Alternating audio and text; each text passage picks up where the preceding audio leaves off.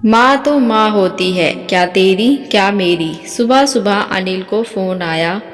मैं फ़ोन पर हाँ और हूँ कह रहा था। मेघा ने अनिल से पूछा किसका फ़ोन है, लेकिन अनिल उसे बिना कुछ बताए जल्दी से घर से निकल गया।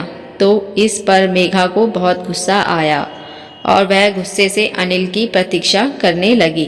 अनिल जब घर आया तो मेघा ने देखा कि उसके हाथ में कपड़ों के बैग हैं। जैसे ही मेघा ने यह देखा तो उस पर भड़क उठी। अरे तुम अपनी माँ को फिर से यहाँ ले आए। बंटवारे के समय यह तय हुआ था ना कि हर बेटे के घर सिर्फ 3-3 महीने रहेंगी। पिछले महीने तो तुम्हारी माँ यहाँ रहकर गई थी और तुम उन्हें फिर से ले आए। तुमने सबका बोझ उठाने का ठेका ले रखा है क्या? क्या निर्धारित समय तक तुम्हारे भाई तुम्हारी माँ को संभाल भी नहीं सकते? तुम किसी से कुछ कहते क्यों नहीं हो? इसीलिए सब तुम्हारा फ़ायदा उठाते हैं।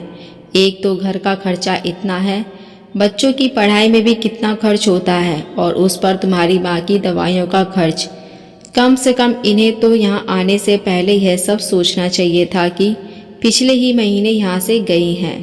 तुम अभी के अभी बड़े भाई साहब के घर जाओ और माँ जी को वहाँ छोड़ आओ, नहीं तो मैं अपने बच्चों को लेकर मायके चली जाऊंगी। फिर तुम करते रहना अपनी माँ की सेवा। मेघा अभी अनिल को यह सब बातें सुना ही रही होती है कि तभी एक बुजुर्ग महिला अंदर आती है और मेघा को जोरदार थप्पड़ मार देती है। मेघा बुजुर्ग महिला की ओर आश्चर्य भरी निगाहों से देखती है और घबराकर कहती है, मॉम आप यहाँ? तो वह बूढ़ी महिला रोते हुए कहती है, हाँ मैं, तुम्हारे भाई और भाभी ने मुझे घर से निकाल दिया है। मुझे कुछ समझ नहीं आ रहा था तो मैंने अनिल को फ़ोन किया और ये तुरंत मुझे लेने आ गया। मैंने इससे कहा कि मुझे किसी वृद्ध आश्रम में छोड़ दे, लेकिन यह मुझे यह कहते हुए अपने घर ले आया कि माँ जी मेरा घर आपका भी तो घर है।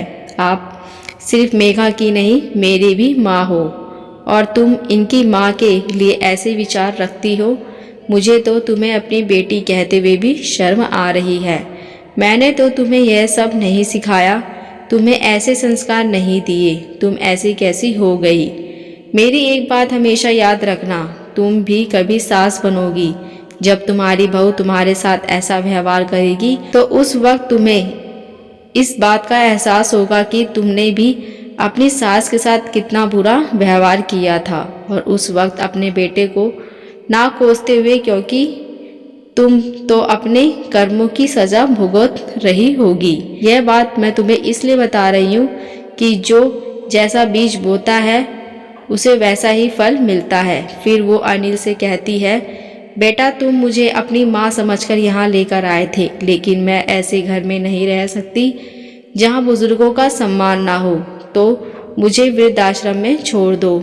मैं अब हमेशा वहीं रहूंगी। मेघा अपनी माँ से माफ़ी मांगती है और गिड़गिड़ाने लगती है, लेकिन उसकी माँ उसका घर छोड़कर चली जाती है और मेघा को अपने किए पर बहुत पछतावा है और उसे जीवन भर की सीख मिल जाती है। इसीलिए कहते हैं माँ तो माँ होती है, क्या तेरी क्या मेरी।